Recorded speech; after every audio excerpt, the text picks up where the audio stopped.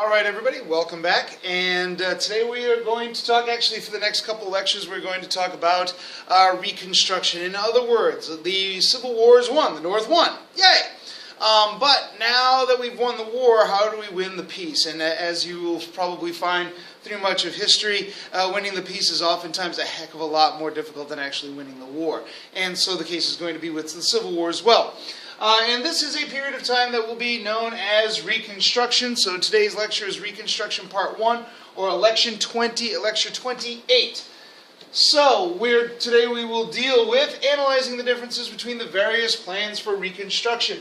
And this will deal with key concept 5.3. Hey look, there's an awful lot of folks out there who have opinions about this. This was a devastating war with devastating impacts. And different interests are going to be competing for different ways of dealing with how do we then take these Southern rebels and bring them back into the country. As U.S. General Grant said at Appomattox, they are our countrymen now. Well, now how do we make that happen? What do we do? And this is going to be of great concern. There are those who want to say, hey, let's just get along.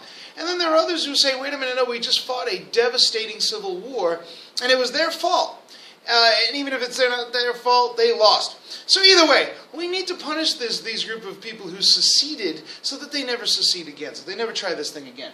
So let's take a look at this. Now, Abraham Lincoln, at this time, is best summarized in his own second inaugural address. As we covered last lecture, he wins re-election in 1864. Of course, the war is not quite over with, but by March of 1865, when he makes his second inaugural address, he ends that address with malice toward none, with charity for all, with firmness in the right as God gives us to see the right. Let us strive on to finish the work we are in, to bind up the nation's wounds, to care for him who shall have borne the battle, and for his widow and his orphan, to do all which may achieve and cherish a just,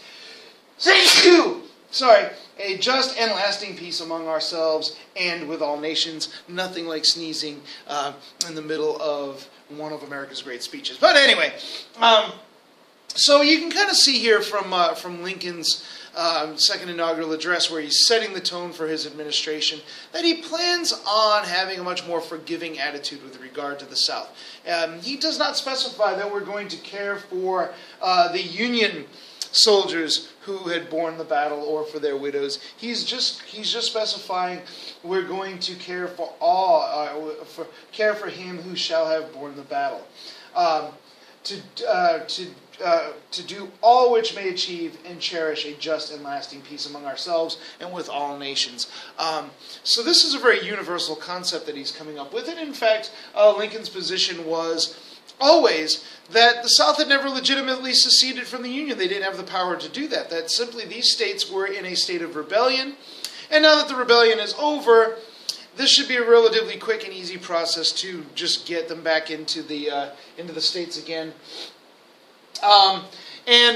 Ultimately his plan, the Lincoln plan, was one in which simply 10% of the population that voted in the election of 1860 election in the southern states would simply take an oath to allegiance to the Union and to accept the laws of the Union, including the Emancipation Proclamation. Then the states will simply be allowed to come back into the Union, redraft constitutions, and do that. So toward that effect, Lincoln presents the Proclamation of Amnesty and Reconstruction of 1863. It's going to offer a full pardon to Confederates who take this oath and agree to follow the laws, including the Emancipation Proclamation. It's going to restore property to the people who lost property during the Civil War, with the exception of if you had slaves, you don't get to keep your slaves. Of course, that's part of the Emancipation Proclamation. And for the most part, this was not going to be extended to Confederate leaders, but it was kind of an insinuation that ultimately they would be able to come back into the fold. Now, this, of course, a big part of this is going to be what he comes up with as the 10% plan. Also, too, Lincoln is going to, and the Republicans in Congress are going to create something called the Freedmen's Bureau, which is going to be responsible for kind of acclimating freed slaves into free life and into American society, providing education, providing shelter, providing the means to live and to subsist in a free society. Now, this is going to be a problem for these guys here, like Benjamin Wade and Henry Davis. These guys were a group of folks who were known as radical Republicans, and these were folks, for the most part, the radical Republicans are going to feel that we can't go too easy on the Confederates. If we go too easy on them, then they're probably going to secede again. Also, we have to be a lot more specific with how we're going to protect the rights of African Americans. In fact, so these guys are a little bit more focused. So our buddies here, Benjamin Wade and Henry Davis, they're going to come together. They're going to create what's called the Wade-Davis Bill. And the Wade-Davis Bill is, instead of Lincoln's 10% plan, the Wade-Davis Bill says, no. 50% of eligible voters have to take the oath to agree to following all of the, come into the Union and follow the laws of the Union, including the Emancipation Proclamation. And they have to agree that African Americans will be equal before the law in the South. Now, it doesn't say anything about black suffrage, African American suffrage, but equality before the law, that's going to be a huge step. Lincoln did not think this was a good idea. You remember the war is still going on. He kind of wants to, pull these states back into the Union. So he actually pocket vetoes the Wade-Davis bill. In other words, he sits on it, he doesn't sign it, and then when Congress went out of session, the bill was dead. That's a constitutional imperative about bills becoming laws. A pocket veto is a really good way of saying, look, I don't think this law is a good idea, but I really don't want to veto it because vetoing it would be unpopular. So we pocket veto it and we just make it go away quietly. And that was the Wade-Davis bill. So right off the bat, you see that there's a tremendous amount of conflict here between moderate Republicans like Lincoln, who wanted to help bring the southern states in, in a little bit more casual way, and the more radical Republicans who are saying, no, we need to go a lot harder, we need to be a lot more focused on African American equality. And probably the only person in the country, in the world at that time, who could negotiate those differences was probably Abraham Lincoln. He had the political capital to do this. He won election during the Civil War. He led the country through the Civil War. He had grown tremendously as a politician, and with a very experienced politician, and he was very well respected, in the country at this stage of the game. So he had the political capital and probably the political skill at this stage of the game to really to negotiate between the more moderate and the more radical elements within his own party, and also some of the outside political forces among the northern and southern Democrats. So he had that going on. Unfortunately, as we know, when Lincoln gave his second inaugural address, he did not realize that he really only had about a couple weeks left to live. Ultimately, he and his wife will go to the theater, where a fellow by the name of John Wilkes Booth, a Southern nationalist, will sneak, probably a very famous actor of his time as well. He was a pretty popular guy. Sneaks up into the presidential, foyer or whatever you call it, where he's watching the play, and comes up behind Abraham Lincoln and puts a bullet in the president's head. He then jumps from the balcony, lands on the stage, snaps his ankle like a pencil, shouts, we believe, "Sic semper tyrannis," and then hobbles off the stage, only to be shot and killed in an attempt to arrest him later on. Lincoln, of course, will be taken across the street. And he will be tended, but there's a bullet in his head, so there's really not an awful lot they can do. And a few hours later, Abraham Lincoln dies in a bed that was actually too small for him, leading Secretary of War Edwin Stanton to say upon his last breath, "Now he belongs to the ages," which may very well be a very true statement.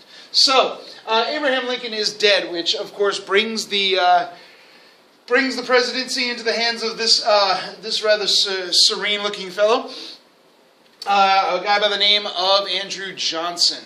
And now Andrew Johnson, I would like to say, was selected for his office because of his political skill and acumen. That would not be true.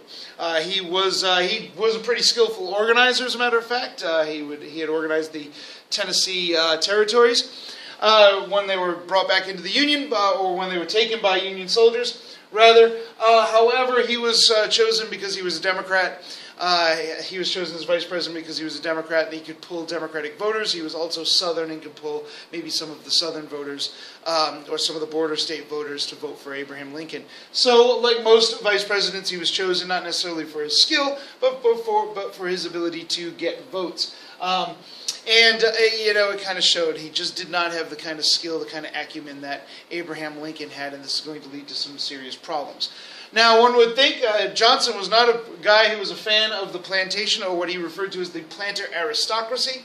He was a believer in Jefferson's concept of the yeoman farmer, and he really actually kind of hated the elitists among the planter elite in the South. So some would think that he would be somewhat sympathetic to the radical Republicans, and at first the radical Republicans thought he was, but it didn't turn out so. I mean, he was a Southerner, and he did have Southern sympathies, and he was not particularly sympathetic to the plight of African Americans. So, but he's going to come up with his own plan. His plan will mostly mirror Abraham Lincoln's 10% plan. In essence, it's going to be the 10% plan, but instead of having to swear allegiance to the Emancipation Proclamation, there's a brand new law in town. Shortly after President Lincoln was assassinated, the states and the Congress ratified the 13th Amendment to the United States Constitution, which ends slavery or involuntary servitude. So, first component of this plan was pretty much the 10% plan, plus you had to accept the 13th Amendment. His plan also disenfranchised Confederate leaders. Basically, and what I mean by disenfranchised is they were no longer going to be allowed to vote, and they would no longer be allowed to hold office. However, as a third instrument here, Johnson did allow for the opportunity to provide presidential pardons directly to Confederate leaders, and he did. He did just that. In fact, about 90% of Confederate leaders who applied for this presidential pardon got the pardon. So consequently, what's going to end up happening? Well, it's a relatively easy plan to bring these states back into the Union. And within about a year or so, about 10 of the 11 former Confederate states satisfied the Johnson's plan and had got what they were supposed to do together to get their states back in. They rewrite their constitutions to make room for the 13th Amendment. We also see, because of these presidential pardons, a return of many of these Confederate leaders are now returning to Congress. Wait a minute. This is going to absolutely outrage the Republicans. So the third thing is outraged Republicans. Wait a minute. Didn't we just fight a war with these guys? Now we're sitting next to them in Congress? What's this about? And also because of the return of these former Confederates, many of the southern states are now going to be able to institute what were called black codes, which were in essence a rewrite of the old slave codes, almost sometimes literally with the word slave crossed out and the word black written in. These were codes that were specifically designed to kind of keep African Americans in their state of servitude as close as they could come to slavery without actually it being slavery. So this is going to outrage the radical Republicans, and we can kind of see there's going to be a conflict between Andrew Johnson and these radical Republicans. Let's see how that works out. The radical Republicans, among their leaders were, remember our buddy Charles Sumner, the guy who got beat with a stick in the middle of the Senate and got his head split open. Well, he's back, and he is now the president of the Senate, the majority leader of the Senate, and of course, we have Representative Thaddeus Stevens, one of our most forceful, radical Republicans of his time, and pretty much for the most part. Now, the radical Republicans had layers of beliefs, But for the most part, the radical Republicans were strong supporters in civil rights for African Americans. And in fact, some, like Thaddeus Stevens, were advocates for full equality for African Americans. Not all of them were willing to go quite that far, but some were. They also believed that, look, in order to incorporate African Americans and protect the rights of African Americans in the South, you're going to have to send down people with guns. So they believed in military reorganization of southern states and military protection of African Americans in the South. They were also, many of them were advocates for women's suffrage, and many of them were also advocates for union rights. We're going to be talking about these, these policies later on in some of our later lectures. Johnson is not going to like the radical Republicans. Radical Republicans are not really going to like Johnson very well. Radical Republicans will pass quite a few pieces of legislation that satisfy their agenda, all of which will be vetoed by Andrew Johnson. He's going to use that veto pen a lot. He's just going to really tick off the radical Republicans for the most part. The radical Republicans will go around the country running, campaigning against him, using what we refer to as waving the bloody shirt, which becomes a very, very powerful tool in the midterm elections of 1866. Where Republicans went around the country waving the bloody shirt, reminding people of the horrible war that they had just been through, and that they are the ones who want to make the traitors pay for what they had done and to reverse the horrible abuses of slavery. And it was hugely successful. Consequently, as a result of the election of 1866, the radical Republicans had much more power in Congress and were able to override pretty much all of Johnson's vetoes. So you can kind of see where this is going to be a huge, huge problem. Congress now has the power to pretty much take Reconstruction out of the hands of the president and institute what becomes known as Congressional Reconstruction, or Congress being in charge of Reconstruction. Some of the successes of this group is the first Civil Rights Act, the Civil Rights Act of 1866, vetoed by Johnson, passed over his override. And what the Civil Rights Act does is defines African Americans specifically as citizens, which for the most part pretty much overrode many of the black codes that were put into effect to try to deny citizenship to African Americans. This one's saying, no, African Americans are citizens. We also instituted a Reconstruction Act, which is going to divide the South into 5 military districts presided over by a Union Republican governor who is going to oversee the reconstruction of these states and to make sure that they followed a more strict 50% plan for coming into the Union.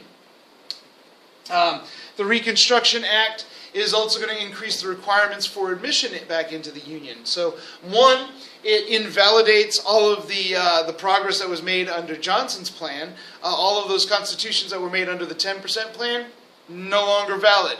You have to start again. And it's also, along with ratifying the 13th Amendment, these states are going to have to ratify the 14th Amendment, which we'll talk about in just a minute. Also, southern states had to institute universal male suffrage. Universal male suffrage. Black and white male suffrage. Period. Was really, really intense stuff. So these states are really going to fight this, but now you have a military government hanging over you, making you do this stuff. Congress will also pass something called the Tenure of Office Act, and this was a law specifically designed to just tick off Andrew Johnson. Basically, the Tenure of Office Act said the president can't fire any of his appointments without first getting approval from Congress. Well, that's crazy. I mean, so if a president appoints somebody, he can't fire him. And the goal of this was to tick off Andrew Johnson, but also to protect a radical Republican, Edwin Stanton, who was the Secretary of War, and keep him in the cabinet and keep him fighting for radical Republican ideals. Johnson wanted to get rid of this guy and axe this guy. and also kind of push Andrew Johnson into breaking that law, which Andrew Johnson does. We'll talk about in just a moment. The Congress ratifies the 14th Amendment to the Constitution, which, among other things, there are a whole bunch of stuff that the 14th Amendment does, but the most important things that it does, that still continues to do, is it defines citizenship as those who are born in the United States or go through a naturalization process in the United States. So if a baby is born in the United States, regardless of who his parents are, bam, American citizen. And it also ensures that there's going to be equality before the law. If you are an American citizen, no matter what, you are equal in front of before the law under all circumstances, and that the ultimate law being the Constitution.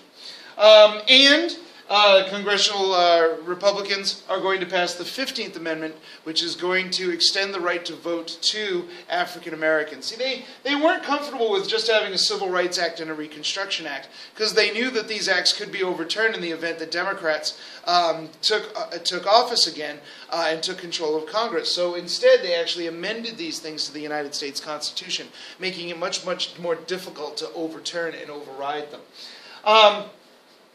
As I said before, the Tenure of Office Act was designed to tick off Andrew Johnson, and it did just that. Andrew Johnson does, in fact, fire Edwin Stanton, in essence, fire Edwin Stanton. And because he breaks the Tenure of Office Act, Congress is going to use this as an excuse to impeach the president, and what does that mean? Well, an impeachment doesn't mean that the president is removed from office. Most of us have that misconception.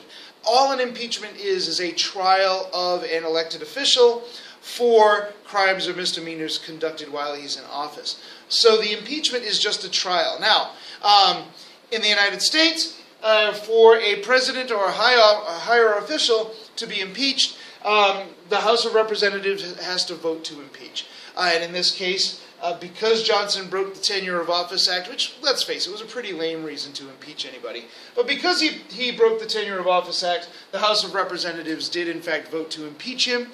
And then the trial actually gets held in the Senate, presided over by the Chief Justice of the United States Supreme Court.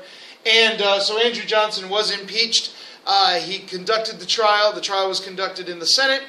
And according to the Constitution, in order for the president to actually be removed from office, 2/3 of the Senate is going to have to, approve of that. And in Andrew Johnson's case, less than 2/3 of the Senate voted to impeach. In fact, he remained in office only by 1 vote. So Andrew Johnson will go down in history as the first president to be impeached, but he was not removed in office. He remains in office for the rest of his term, but he is largely disempowered by this. Which leads us to, look, this process of Reconstruction was really difficult, really costly, and just fatiguing. And let's remember, the people during this time had gone through the conflicts of the 1850s. They had just fought a civil war, and now they are struggling with this concept, with this idea of Reconstruction. In 1868, a new president will take over. Remember our buddy Ulysses S. Grant.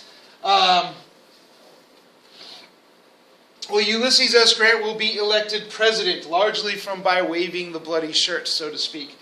He was the war hero, the guy who ended the war. It should have been a walkaway. It wasn't. Actually, if you take a look at the stats here, I don't know if this is going to work because it's close to the edge. Oops, no. Hold on. If you actually look at the stats here, come on. Oh, there it is. There we go. Popular vote-wise is relatively close. Only about 300,000 more people voted for Grant than voted for his opponent, Horatio Seymour. Now, Grant is going to win the electoral votes hands down, but the popular vote, what actually got him the popular vote was 500,000 African-American voters voted for Ulysses S. Grant. That's what gave him the popular vote. Without that, he might have still been president, but he would have been president with a minority vote. Holy cow, what's going on? And what's going on is people are just kind of getting a little bit fatigued from this, from Reconstruction in general. It's just so difficult to do this with such intense Southern resistance. It was also very costly. Also, too, people were in the North, just because they were anti-slavery didn't necessarily mean they were not racists. Many of them were. And they were becoming very, very concerned with the fact that we were looking at blacks being elected to office, blacks being elected to lead communities, blacks with the right to vote. Wow, a lot of Northerners were starting to fear a lot of the progress that black people were starting to make, and they started to kind of recoil from that. Also, in 1873.